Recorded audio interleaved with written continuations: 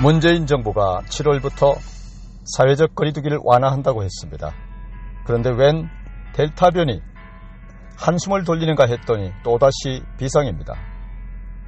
코로나 백신 접종률이 높은 영국에서 닷새째 확진자가 1만 명씩 발생하고 있다고 하는데요.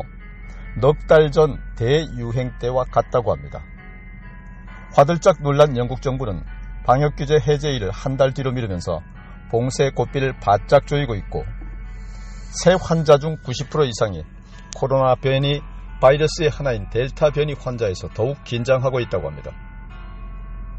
러시아의 신규 확진자 90%도 델타 변이 감염자이고요. 접종 모범국인 이스라엘 또한 확진자가 70%를 웃돈다고 합니다. 델타 변이 감염국이 85여 개국에 이르자 각국은 앞다퉈서 여행 통제에 나섰습니다. 중국에선 공항 근로자가 델타 변이에 감염돼 항공기 700편의 운항이 취소되기도 했습니다. 델타 변이는 지난해 10월 인도에서 발견된 변이 바이러스입니다. 전파력이 기존 코로나 바이러스보다 3배나 높습니다. 세계보건기구 WHO는 변이 바이러스 명칭을 발생 지역에 따라 영국 변이, 남아공 변이, 브라질 변이, 인도 변이로 부르다가 특정 국가에 대한 비난과 차별을 막기 위해 알파 영국, 베타 남아공, 감마 브라질, 델타 인도 변이로 명명했습니다. 이보다 낮은 변이 바이러스는 엡실론, 제타 등으로 부르고 있는데요. 델타 변이의 전파력은 알파 변이보다도 60% 이상 높다고 하니 또한 그 독성이 엄청나게 강하다고 합니다. 아직까지도 유럽과 인도 등에서 많이 발생하고 있지만 한국도 안전지대가 아닙니다. 지난주 35명을 포함해 190여 명이 델타 변이에 감염됐는데 그나마 알파 변이 감염자 1886명보다 적다고 하는 편입니다. 델타 변이를 막는 방법은 예방접종을 늘리는 길밖에 없다고 합니다.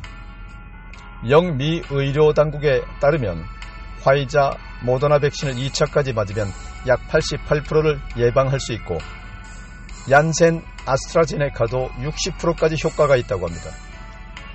영국 델타 변이 감염자 6만 624명 중 70%가 백신 미접종자인 10 내지 30대라는 것이 이를 반증합니다. 우리나라의 1차 접종률은 아직 30%, 1,504만여 명, 2차 접종률은 8%, 471만 명에 불과합니다.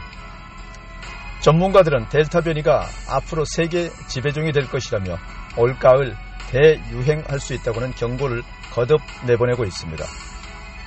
대유행 병의 시대, 저자인 마크 호닉스바움의 지적처럼 새로운 팬데믹, 경고를 듣고도 안일하게 대처하는 국가와 정치 지도자는 도태될 수밖에 없을 것입니다.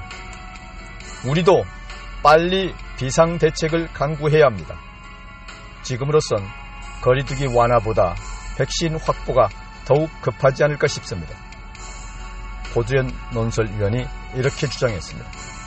여러분, 건강 유념하시고 델타 변이에 이겨낼 수 있도록 체력을 기르시기를 바랍니다. 미 질병통제예방센터 CDC가 화이자와 모더나의 RNA 계열의 백신을 접종한 뒤 심근염, 심망엽 증세를 호소한 것은 1200만 건이라고 보고 러시아에서 코로나 백신 맞은 지 20여일 지난 후 작업을 하다가 상처가 났다고 하는데 상처에서 혈전이 나온다고 합니다. 백신 맞아도 방심하지 말라고 합니다.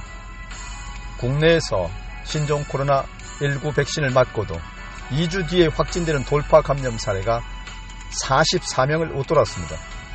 돌파 감염 사례를 접종 백신 종류별로 살펴보면 총 44명의 확진자 가운데 화이자 백신을 맞은 사람은 26명, 아스트라제네카 백신을 맞은 사람은 18명입니다. 영국과 러시아 동지중해 충돌 위기, 러시아 영국 항모 전단 겨냥 타격부대 투입, 이러한 소식들이 속속 다가오고 있습니다. 세상은 정말 종말을 향해 가고 있습니다. 여러분, 더욱 건강에 유념하십시오.